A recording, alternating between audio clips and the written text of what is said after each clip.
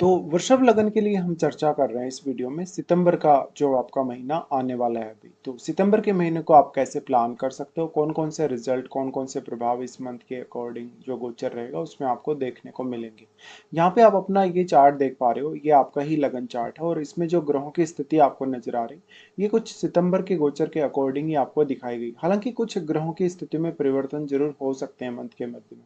यहाँ पे हम सबसे पहले गोचरीय स्थितियों पर विचार करेंगे, उसके बाद देखेंगे कि आप अपने कैरियर के हिसाब से, फाइनेंशियल कंडीशन के हिसाब से, रिलेशनशिप के हिसाब से या ओवरऑल अपनी लाइफ को किस तरीके से एक अच्छे तरीके से प्लान कर सकते हो सितंबर में। तो सबसे पहले जब हम गोचरीय स्थितियों को देखते हैं तो सूर्य की बात करते हैं। सूर्य यहाँ पर 17 सितंबर तक सिंह राशि में अपनी स्वराशि में रहने वाले हैं। इसके बाद वो कन्या राशि में प्रवेश कर जाएंगे गोचर में। बुध की स्थिति देखें तो 7 सितंबर से कन्या राशि में यानी अपनी उच्च की स्थिति में बुध आ रहे हैं और लगभग पूरे महीने वो यहीं बिताएंगे।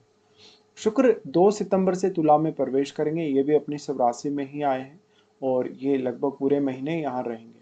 मंगल का गोचर 18 सितंबर तक मिथुन राशि में है, इसके बाद ये अपनी नीच की राशि में आ जाएंगे, लगभग कर्क राशि में ये गोचर करने लगेंगे। कर्क राशि में अभी हालांकि बृहस्पति गोचर कर रहे हैं, जहां पर बृहस्पति उच्च की स्थिति में। शनि जो कि मीन राशि में अभी गोचर कर रहे हैं, वक्री स्थिति में शनि यहाँ पे है। चंद्रमा 1 सितंबर को आपको मेष राशि में देखने को मिलेंगे। वहीं राहु और केतु के गोचर में फिलहाल कोई भी बदलाव नहीं है, जहां पर राहु कुंभ राशि में गोचर में है, वहीं केतु सिंह राशि में अभी गोचर में रहेंगे लगातार। तो अब हम देख लेते हैं इसका ओवरऑल जो इफेक्ट है, जो प्रभाव है, वो आपके लिए कैसा रहने वाला है। सबसे पहले शुक्र की बात करेंगे। शुक्र आपके लग्नेश हैं और अपनी स्वराशि में आएंगे। शुक्र का जो गोचर होगा, हालांकि यहाँ पर 2 सितंबर से यहाँ इनकी स्टार्टिंग हो रही, तो ऑलमोस्ट आप ये मान सकते हैं कि लगभग पूरा महीना ही शुक्र यहाँ गोचर करने वाले। तो मेजरली आप अपने कर्ज की स्थिति अगर चल रही है, स्वास्थ्य के दृष्टिकोण से कुछ दिक्कतें हैं, आपको कैरियर में कुछ इशू है, उन पर ज़्यादा से ज़्यादा ध्यान दीजिए। साथ ही साथ ये मंथ में आपके खर्चे बढ़ सकते हैं। खर्चे बढ़ने के साथ साथ मैरिड लाइफ डिस्टर्ब रह सकती है, रिलेशनशिप डिस्टर्ब रह सकता है, किसी के साथ प्रेम संबंध है तो प्रेम संबंध में इश्यू आ सकते हैं। मेनली फोकस करिए कि आप अपने रूटीन को कितना अच्छे से प्लान कर सकते हो, कितना बेहतर कर सकते हो आप अपनी डेली लाइफ में। शुक्र के यहाँ आ जाने की वजह से मेनली आपका जो ऑफिस में जो वातावरण है, हो सकता है कि वो आपके थोड़ा ज़्यादा फेवर में हो घरेलू वातावरण की तुलना में।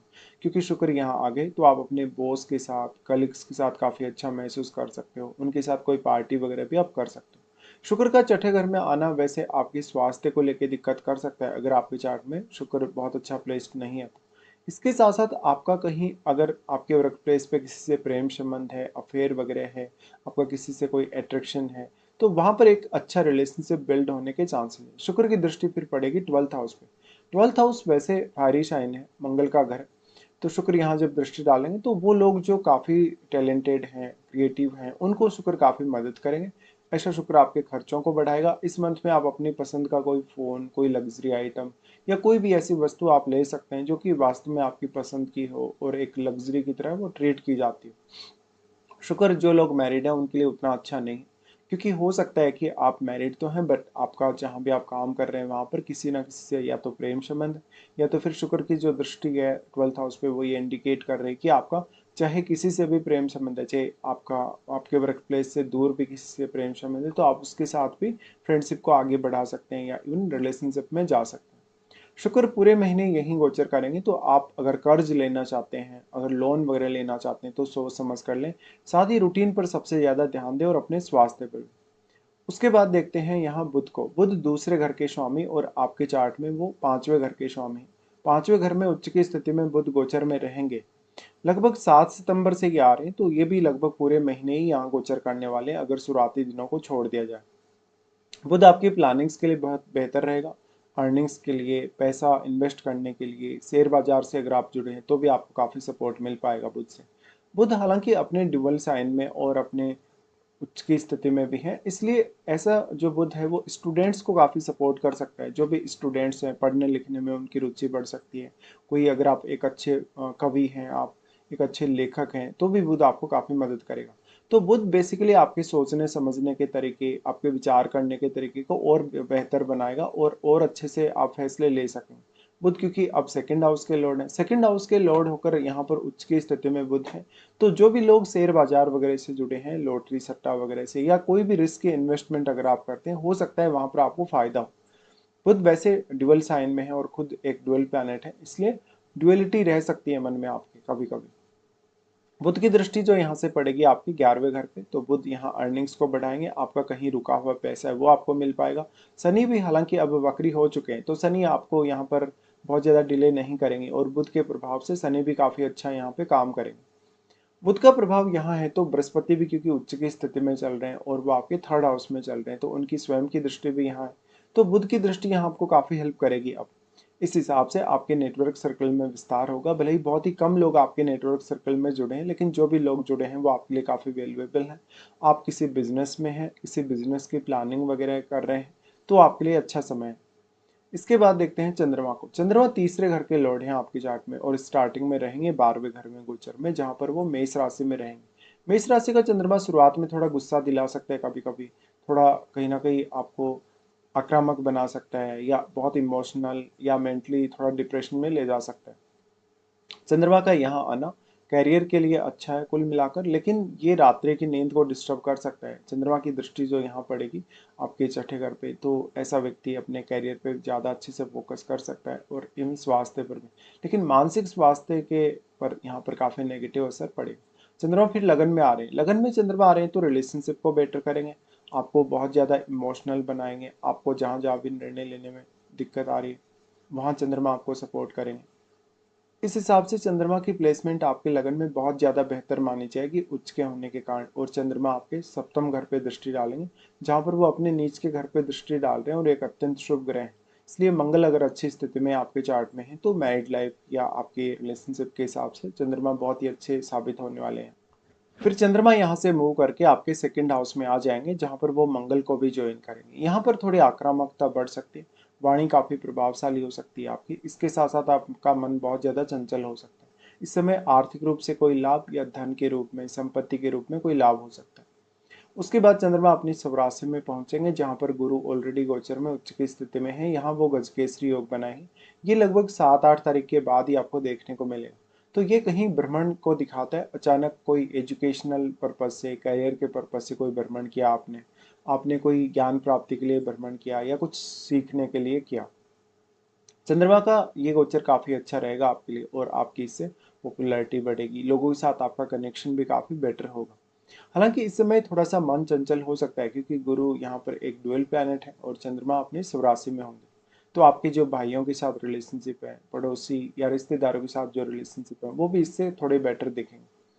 उसके बाद यहाँ देखते हैं चंद्रमा के बाद सूर्य की स्थिति को। सूर्य यहाँ पर आपके चतुर्थेश है और सूर्य चतुर्थ हाउस में ही गोचर में भी है, लेकिन सूर्य की ये स्थिति काफी जल्दी बदल जाएगी। लगभग अगर गोचर के हिसाब से देखा जाए तो 17 सितंबर तक ही सूर्य यहाँ हालांकि अपने स्वराशि में रहेंगे, तो वो यहाँ पर काफी ज्यादा इम्पैक्ट डाल पाएंगे, लेकिन वो इधर 10th हाउस पर कोई बहुत बड़ा इम्पैक्ट नहीं डाल सकते, क्योंकि यहाँ राहु काफी प्रभावी, कुंभ का राहु है इस समय गोचर में, तो आपको राहु काफी सपोर्ट कर रहे हैं। अब आपको ये ध्यान रखना होगा कि अगर आपका सूर्य अच्छा प्लेस्ड नहीं है चार्ट में, तो परिवार के लोगों के साथ रिलेशनशिप को लेके, इवन मदर के साथ रिलेशनशिप को लेके, उनके स्वास्थ्य को लेके कुछ दिक्कतें हो सकती हैं आपको। यहाँ पर आप अपना सूर्य का पूरा पूरा जो एनर्जी है उसका यूटिलाइजेशन नहीं कर सकें और आपको कुछ हद तक कन्फ्यूजन होगा, या जो भी आप प्लानिंग करेंगे उसमें आप डिटेच हो जाएंगे अपने आप से। फिर सूर्य यहाँ से जो राशि परिवर्तन करेंगे, ये राशि परिवर्तन बहुत ही अच्छा साबित होगा आपके लिए, क्योंकि यहाँ बुध को भी सूर्य ज्वाइन करेंगे। अब सूर्य बुध का यहाँ जो कंजक्शन बन जाएगा, इस वजह से आपकी एजुकेशन, आपकी संतान, आपके आर्थिक मामलों और लगभग लाइफ में बहुत सारे अन्य मामलों के लिए काफी बेहतर स्थिति होगी। सूर्य जो कि क्योंकि फोर्थ हाउस के लॉर्ड हैं और फिफ्थ हाउस में जाना इनका और भी अच्छा रहेगा आपके लिए गोचर के हिसाब से, और सूर्य फिर यहाँ पे वो दृष्टि भी डालेंगे बुध के साथ साथ आपके 11वें घर पे। तो शनि ऑलरेडी जो वक्री है उस वजह से आपको अब काफी फायदा मिल पाएगा, आपकी अर्निंग्स बेहतर हो पाएगी, आपकी इच्छाओं की पूर्ति हो पाएगी, आपके कैरियर में कुछ अच्छा बदलाव हो पाएगा, चाहे बिजनेस कर रहे हो चाहे जॉब कर रहे हो, तो नए अपॉर्चुनिटीज आपको देखने को मिलेंगे, तो धन लाभ होने की संभावना भी काफी प्रबल है। फिर यहाँ से आगे बढ़ जाते हैं और देख लेते हैं मंगल को। मंगल सप्तमेश और 12वें घर के लॉर्ड है। मंगल फिलहाल मिथुन में रहेंगे। मिथुन में इनका जो गोचर रहेगा 18 सितंबर तक ही ये मिथुन में है, तो लगभग आप मान सकते हैं कि आधा महीना मंगल यहाँ है। तो ये आपको, अगर आप विदेश में सेटल्ड हो, विदेश में ऑलरेडी चले गए हो, तो काफी अच्छे से आपको मंगल फायदा करेगा। हालांकि वाणी में थोड़ी क्रूरता दे सकता है, अग्रेशन दे सकता है और थोड़ा बातूनी स्वभाव भी दे सकता है बुध के घर में स्थित होने के कारण, क्योंकि बुध भी उच्च की स्थिति में चल रहे हैं। इसलिए अगर आपका कहीं कोई इंटरव्यू है, आपका किसी से कोई डिस्कशन है, वार्तालाप है, तो आप उस पर ज़्यादा फोकस कर सकते हो। मंगल यहाँ 12वें घर के लॉर्ड हैं और सप्तमेश हैं, तो जीवन साथी भी आपके ऊपर थोड़ा बहुत हावी रह सकता है। अब मंगल की यहाँ से अगर दृष्टियों के अकॉर्डिंग देखेंगे तो दृष्टि पड़ेगी सबसे पहले बुध पे। अब बुध को मंगल काफी एक्टिवेट करेंगे, और क्योंकि बुध पर जो दृष्टि पड़ रही है वो उतना नेगेटिवली आपके लिए काम नहीं करेगी। यहाँ पर मंगल जो है सेकंड हाउस में होने से धन संपत्ति पाने या कहीं से मिलने की संभावना काफी प्रबल है इस हिसाब से। लेकिन अपने खान पान और अपने रहन सहन को भी काफी बेटर बनाए रखिए। मंगल आपको जब बुध पर दृष्टि डाल रहे हैं तो यहाँ पर वो आपको काफी क्विकली कोई भी योजना बनाने या कोई भी प्लान करने के लिए आगे बढ़ा रहे हैं, और ऐसे में आप अपने फैसलों में काफी त्वरित होंगे, काफी फास्ट होंगे।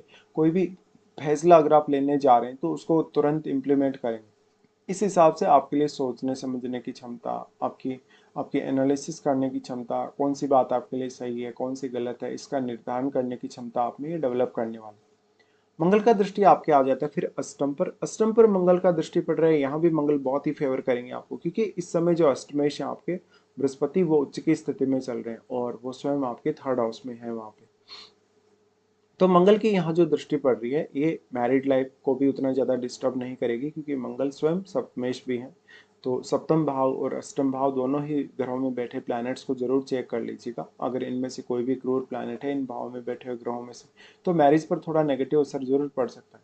तो मंगल की दृष्टि यहाँ पर आपको अष्टम भाव के थ्रू जो जो भी चेंजेस होंगे उनमें बचाव करेगी अगर आपका नुकसान होने वाला, और आपको सही रास्ते पे चलाएगा। ऐसा मंगल आपको रिसर्च में काफी मदद करेगा, आपको संपत्ति पाने धन पाने के लिए भी काफी मदद करेगा।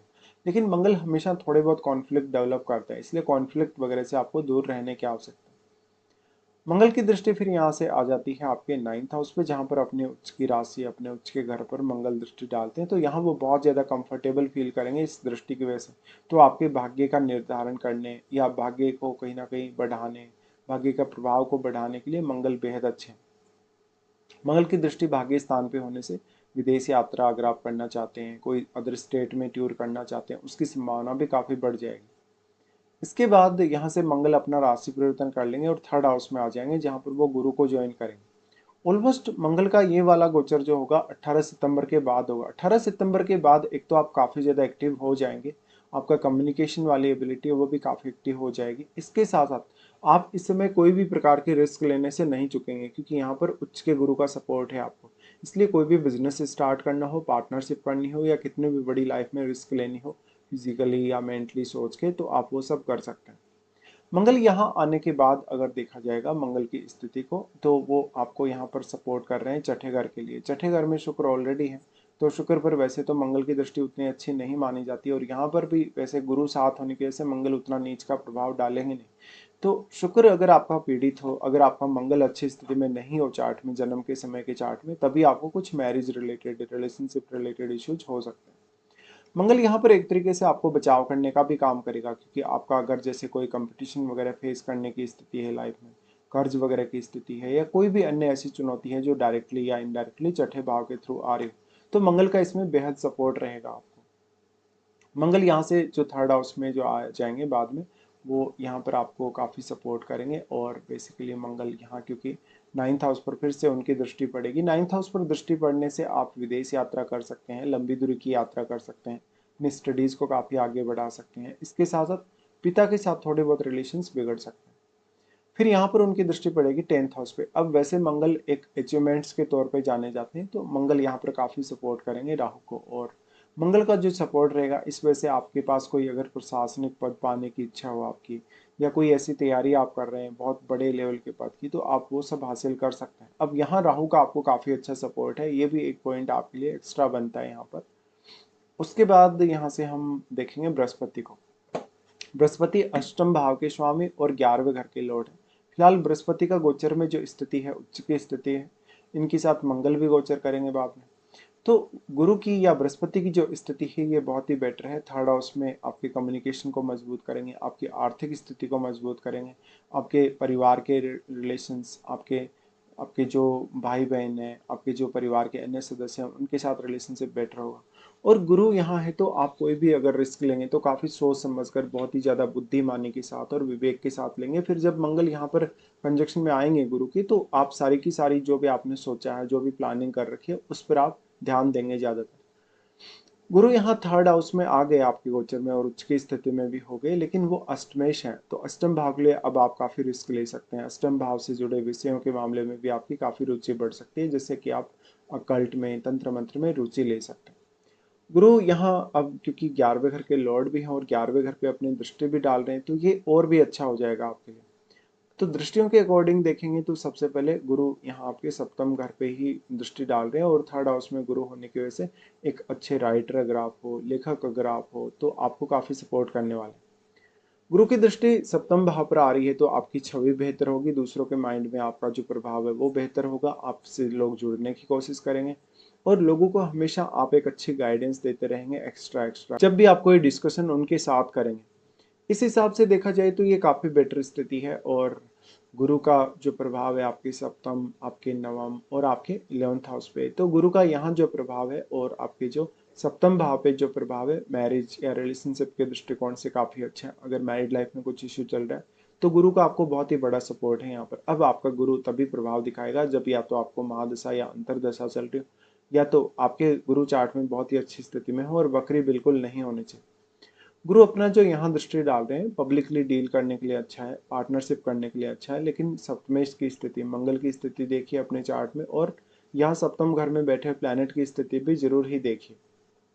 गुरु यहाँ जब दृष्टि डाल रहे हैं तो ये आपके पार्टनर की हेल्थ के लिए अच्छा है। पार्टनर आपका काफी विवेकशील होता जाएगा, काफी बुद्धिमान होता जाएगा। गुरु की दृष्टि जो सप्तम पर पड़ रही है, इस वजह से मेनली आपके लिए कोई भी प्रकार का डीलिंग करना, लोगों के साथ वार्तालाप करना, कन्वर्सेशन में आना इजी रहेगा और आप अच्छे से सभी को हैंडल भी कर सकते हो। गुरु की जो दृष्टि यहाँ पड़ रही है 9th हाउस पे, ये भी हालांकि आपको काफी अच्छा सपोर्ट करेगी। वैसे तो गुरु के लिए अपना नीच का घर है, लेकिन शुभ ग्रह होने के नाते अगर आपके चार्ट में वक्री स्थिति में गुरु नहीं है, या हो सकता है बहुत ज्यादा अच्छी स्थिति में बैठे हैं, तब वो यहाँ आपको सर्वश्रेष्ठ रूप से सपोर्ट कर सकते हैं। और जो 9th हाउस के लॉर्ड हैं वह भी तो यहाँ पे गुरु के घर में ट्रांजिट कर रहे हैं, इसलिए भी एक अच्छा पॉइंट ये बनता है। गुरु की दृष्टि फिर आ जाती है अपनी स्वराशि पे, जहाँ पे शनि ऑलरेडी बैठे ही हैं। इसलिए गुरु यहाँ आपको धन पाने, लाइफ में अपनी इच्छाओं की पूर्ति के लिए काफी सपोर्ट करेगा, लेकिन बहुत ही मैच्योरिटी के साथ आप सामने आएंगे। शनि का यहाँ होना, शनि का कहीं ना कहीं वक्री हो जाना भी आपके लिए एक जो व्यवधान जो पहले बना हुआ था अब वो दूर हो चुका है। तो पैसे कमाने के चांसेस काफी हैं, बड़ा कोई धन लाभ हो, बड़ी कोई इनकम हो, उसके चांसेस हैं। इस हिसाब से ये गोचर को, गुरु के गोचर को आप जज कर सकते हैं। अब शनि पे आते हैं। शनि 9th हाउस और 10th हाउस दोनों की लॉर्ड है। शनि फिलहाल वक्री हो गई, तो आपका 9th हाउस इंप्रूव हो जाएगा। 9th हाउस वैसे इन ग्रहों के प्रभाव की वजह से भी काफी इंप्रूव हो जाएगा, और आपका 10th हाउस भी। तो 10th हाउस में ऑलरेडी राहु है और राहु काफी मल्टीप्लाई कर रहे हैं 10th हाउस को। लेकिन शनि की बात है यहाँ पर, शनि मेनली जो आ गए आपके, क्योंकि 9th और 10th के लॉर्ड हो गए, तो इन भाव से आपकी अपेक्षाओं को शनि बढ़ाएंगे। वक्री होने की वजह से अब व्यवधान खत्म होगा और आपका कैरियर आगे बढ़ेगा, प्रमोशन वगैरह मिलने, मान सम्मान मिलने की संभावना काफी प्रबल है। तो एक तरीके से देखा जाए तो शनि, अगर हम दृष्टियों के हिसाब से देखें, तो सबसे पहले लगन पर दृष्टि डालते हैं इस तरीके से, और लगन पर दृष्टि होने की वजह से वो आपको काफी जिम्मेदार दिखाते हैं, बहुत रेस्पॉन्सिबल आपको दिखाते हैं। इस तरीके से दूसरों के मन में आपकी छवि एक बहुत ही आदर्शवादी इंसान की होगी, और शनि आपको हार्डवर्क करने के लिए काफी यहाँ प्रेरित करें। फिर शनि की दृष्टि आ जाती है आपके यहाँ पर पंचम घर पे। पंचम घर पे शनि की दृष्टि बहुत ही अच्छा काम करेगी वैसे, क्योंकि बुध का ही घर है, बुध भी स्वयं उच्च की स्थिति में। लेकिन कुछ हद तक ये माना जा सकता है कि बुध यहाँ काफी ज्यादा असर डालेंगे अब आपके 11वें घर पे। तो जो इनकम के साधन है वो स्टेबल होंगे, इनकम से रिलेटेड कोई रणनीति है वो आपकी स्टेबल होगी। फिर जो देखा जाए यहाँ पर, तो इनकी दृष्टि आ जाती है अष्टम पर। अष्टम पर इनकी दृष्टि वहीं आ रही है जो कि गुरु का ही घर है, इसलिए निश्चित तौर पे यहाँ आपको बहुत ज़्यादा बेटर स्थिति शनि देने वाले हैं, बहुत स्टेबल आपको रखने वाले हैं। कोई भी प्रकार का आपको रिसर्च करना है या अष्टम भाव से रिलेटेड आप कुछ भी कार्य अगर कर रहे हैं, तो भी आपको इनका काफ़ी बेहद सपोर्ट रहने वाला है। इस हिसाब से आप अष्टम भाव को अच्छे से एक्सप्लोर कर सकें, अष्टम भाव के गूढ़ रहस्यों को जान सकेंगे, तंत्र मंत्र के बारे में जान सकेंगे, और भी बहुत सारी ऐसी विद्याएं जिनके बारे में आप कुछ ना कुछ हासिल कर सकेंगे। कुल मिलाकर देखा जाए तो शनि के अब वक्री काल की वजह से ये बहुत ही ज़्यादा अच्छा हो गया आपके ओवरऑल चार्ट के लिए, कि जहां पर भी ज़्यादातर समस्याएं हैं, दिक्कतें हैं, वो दूर होंगी। अब उसके बाद यहाँ से हम आगे बढ़ जाते हैं। देखिए, राहु और केतु के लिए कोई भी विशेष चर्चा नहीं करने वाले, ऑलरेडी इनके बारे में पहले काफ़ी बार चर्चाएं हो चुकी है, और इनका जो गोचर है लगभग अभी बदला भी नहीं है, काफ़ी समय से इनका गोचर एक समान चल रहा है। अब हम देख लेते हैं आपके वृषभ लगन के चार्ट के अकॉर्डिंग कौन कौन से अच्छे दिन इस मंथ में निकल के आ रहे हैं और कौन कौन से कुछ खराब दिन भी इसमें निकल के आ रहे हैं। तो सबसे पहले अच्छे दिनों को देखेंगे, सिर्फ आपके लिए 3 से 8 तारीख तक ही सबसे ज़्यादा अच्छे दिन रहेंगे। अगर आपका कोई भी काम बिगड़ रहा है, नहीं हो पा रहा, बार-बार आपने प्रयास किए लेकिन उसके बावजूद भी आप असफल होते जा रहे हो, तो आप इन दिनों में ट्राई अवश्य करें। इसके बाद हम देखेंगे कौन-कौन से ऐसे दिन हैं जहाँ पर आपको कुछ दिक्कतें हो सकती हैं। जब स्पेशली जब चंद्रमा तुला में रहेंगे, तो यहाँ पर हो सकता है कि आप उतने कंफर्टेबल ना हो। 14 और 15 को आपने अगर किसी की मदद की, तो वो इंसान हो सकता है आपकी लाइफ से बाहर हो जाएगा या वो आपको मदद नहीं करेगा। यहाँ पर बेसिकली आप अपनी रूटीन लाइफ में काफ़ी बिजी रहने वाले हो और यहाँ पर आप अपना फोकस काफ़ी रखने वाले हो ज़्यादातर अर्निंग्स पे। चंद्रमा या मून बाद में जब धनु में गोचर करने लगेंगे 18 से 20 तक ये स्थिति बनेगी। इस दौरान आर्थिक रूप से कुछ उतार चढ़ाव आ सकते हैं, रिलेशनशिप में कुछ बदलाव आ सकते हैं, साथ ही आपको कोई बड़ी जिम्मेदारी मिल सकती है। तो कुल मिलाकर यहाँ पर देखा जाए तो 18 से 20 तारीख तक ये दिन आपके लिए काफ़ी ज़्यादा चैलेंजिंग रहेंगे अगर ओवरऑल देखें। चंद्रमा फिर जब मेष राशि में होंगे 1, 2 और 28 और 29 को इस स्थिति का निर्माण हो जाएगा। इस स्थिति की वजह से आपका कोई बड़ा खर्चा हो, आपका कोई पेंडिंग खर्चा हो, आपको स्वास्थ्य की कुछ दिक्कत हो या लंबे समय तक एक जैसी स्थिति में होने से आपको छुटकारा मिलेगा। तो कुल मिलाकर ये कुछ दिन है जहाँ पर आपको थोड़ा सा प्रॉब्लम होगी जरूर।